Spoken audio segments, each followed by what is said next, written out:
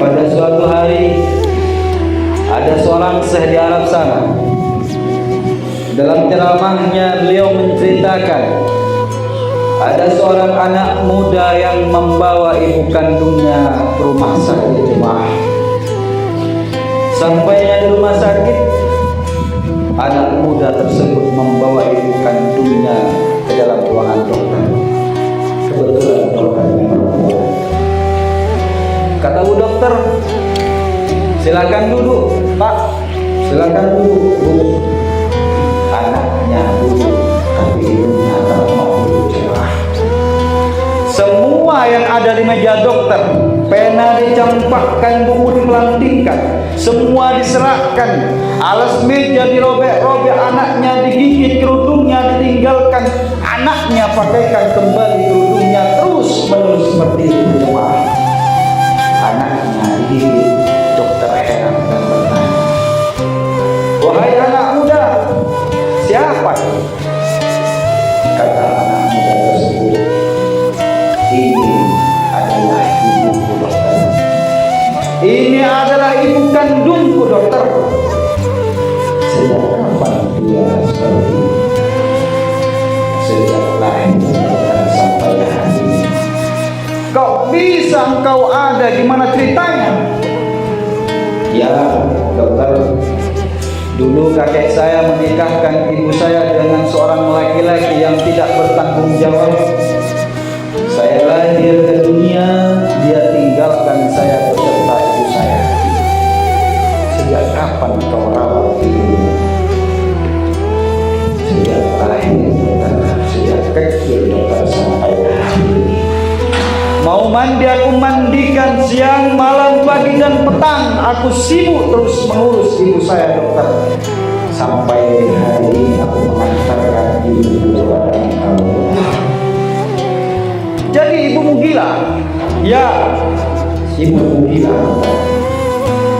Kata dokter, bagaimana mungkin engkau rawat ibumu sebegitu hebat nak?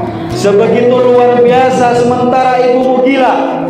Sampai kapanpun ibumu tidak akan pernah tahu bahwa engkau anaknya.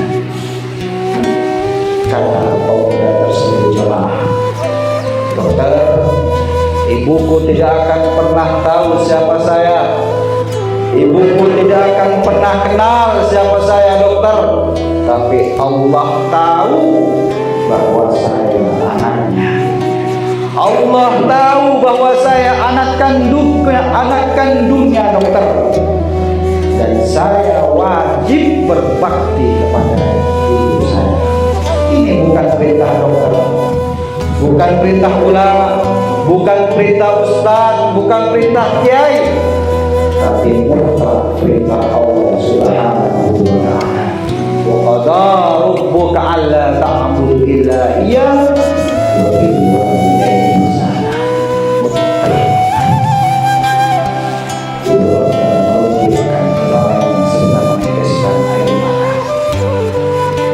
Kata dokter, sudah banyak nasihat yang masuk di telinga saya nak. Sudah banyak ustaz, sudah banyak kiai, sudah banyak ulama yang menyampaikan nasihat begitu lantangnya, namun belum pernah masuk ke batinku.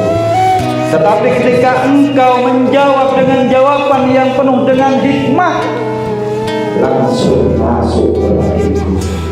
Teslah air mata dokter tersebut. Ibunya bilang, tapi berbang kepada ibunya. Jemaah sholat Jumat yang dirahmati oleh Allah Subhanahu wa ta'ala. Mungkin ibu kita tidak gila jemaah. Ibu kita tidak gila, tapi kadang-kadang ngomongnya berulang-ulang kepada kita. Dia sering bertanya kepada kita, nak, bagaimana keadaanmu nak? Nak, sehat nak? Nak, bagaimana keadaan ekonomimu nak? Bagaimana keadaan rumah tanggamu nak? Bagaimana keadaan anak cucuku nak? Beliau akan mengingat dalam pertanyaan itu jemaah. Dan beliau tidak akan pernah bosan menanyakan keadaan kita.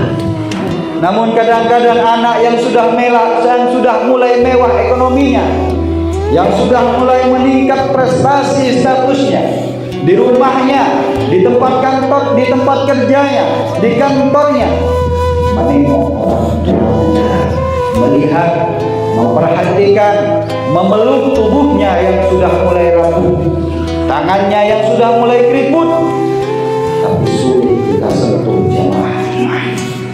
Ingat, kita berada di dunia bukan karena pejabat, bukan karena ustadz, bukan karena kiai, bukan karena ulama, tetapi berkat perjuangan seorang ibu yang tegar di tengah kesakitannya.